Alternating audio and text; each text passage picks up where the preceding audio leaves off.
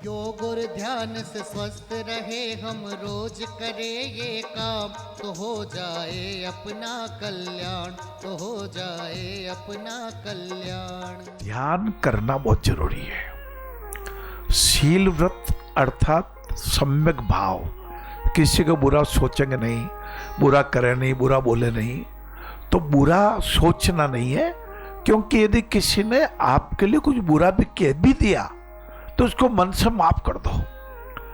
कहने के भाई ठीक है, आप मेरे प्रिय हो, प्रिय रहोगे, लेकिन आपकी उस बुरी वाणी को मैंने अपना साथी नहीं बनाया, मैंने उसको अपने साथ में हमेशा के लिए रखना नहीं चाहता हूं। तो सम्यक भाव, क्योंकि नुकसान किसका होना है? अपना ही होना ना। जितनी बार अपन सोचेंगे उसने मेरे को गाली दी, अपमान किया, उतनी बार अपने मन की अशांति बढ़ रही है। सामने वाला तो शायद कह के भूल भी गया होगा, या याद रहा तो रहा, नहीं रहा तो रहा। यदि उनमें भी निर्मलता होती तो वापस क्षमा भी मांग लेते हो कि मैंने आपको गाली देके अपराध किया, मेरे को क्षमा करें। परंतु कोई बात नहीं, वो उनकी चीज है ना, उनके कर्म उनके साथ है। अरे भाई उनकी रोटी वो पचाएंगे, उनका पानी वो पचाएंगे उनका रक्त है, उनका लीवर उनका है, उनका लीवर अपने काम नहीं आ सकता ना महाराज। तो अपने को क्या करना है? अपने को तो अपने भाव शुद्ध रखना है। तो और भाव शुद्ध रखेंगे तो वाणी और कर्म, ये पांचों ज्ञानेंद्रिया, देखने के लिए आंखें, है ना, इसका वो कहते हैं ना भाई ये हमारे ज्ञान तंतु हैं। तो ज्ञान तंतु तो स्वाभाविक है, आंखें देखेगी, लेकिन देखने के बाद जो वासनाओं की विकार पैदा करता है ना, वो में गांठे बांधते हैं, वो हमारे बंधन में बांधते हैं। पूर्व जन्म के बंधन भी है। आपको कहेंगे बाबूजी कुछ कहानियां सुनाओ, इसी गहरी गहरी बातें क्यों ले आओ? कोई बात नहीं, मैं सरल तो कहूं आपने कि पहले ही गांठा गणी पड़ेड़ी है, पिछले जन्मों की कितनी होगी। भीष्म पितामह ने कहा कि कृष्ण भगवान मुझे 100 जन्मों का तो हाल मालूम है, मैंने 100 जन्मों में कोई पाप नहीं किया, फिर मेरे को बाणों की सैया पर क्यों सोना पड़ा? कृष्ण भगवान ने कहा जरा 101वें जन्म में जांचो। एक घायल सर्प को तुमने अपने तीर से उठा करके झाड़ियों में फेंक दिया था, वो झाड़ियों में हजारों कांटे थे, पहले ही घायल था, फिर और अधिक घायल हो गया, तो उसके कर्मों का पाक 101 जन्म के बाद आया और तेरे को बाणों के सैया पे लेटना पड़ा। तो अब अपना पिछले जन्मों पे तो अधिकार नहीं ना, उसका फल जब पाक आएगा तो आएगा।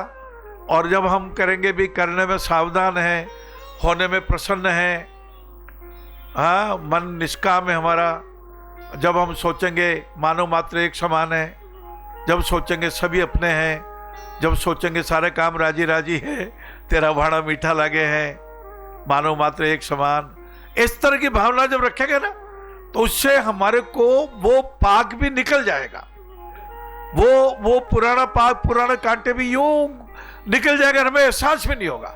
हम हमारी प्रसन्नता में रहेंगे, क्योंकि हमने अभी हमारे भावों को सम्यक कर दिया। ज्ञानेंद्रियों के विकार आपको त्रसित नहीं करेंगे, नई गांठा नहीं बंधेगी।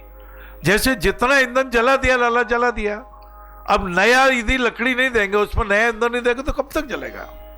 12 घंटे, 8 घंटे, 10 घंटे बुझ जाएगा। उसके बाद थोड़ा सा पानी का छिटका दे दीजिए, पानी का छिटका दिया और वो छूक बोलेगा। यदि उसमें अग्नि हुई तो छूक क्यों बोलेगा? कि भाई तेरे में शीतलता है, मेरे में तो ताप है, मेरे में तो अग्नि है, मेरे में तो कोलाहल है, मेरे में तो गर्मी है, मेरा माइंड गर्म है। किसी को कहता ना इसका तो मगज गर्म है, इसका खून में गर्माई बहुत है, ये तो लड़ता ही रहता ना। अपनों को ऐसा नहीं करना है।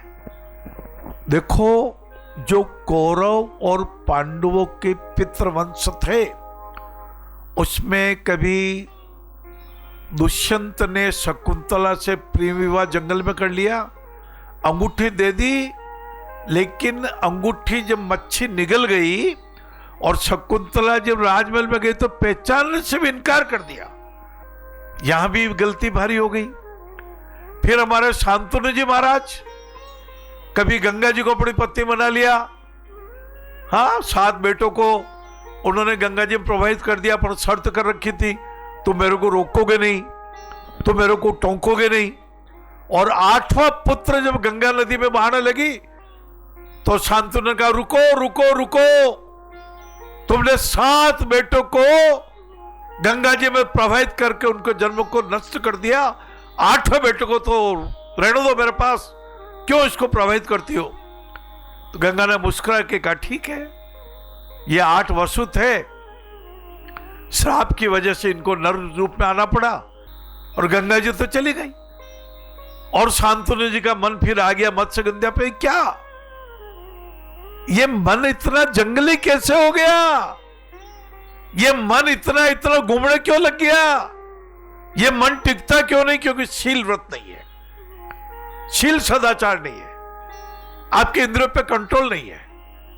आज से इसी क्षण से हमारे मन को हम पालतू बनाएंगे।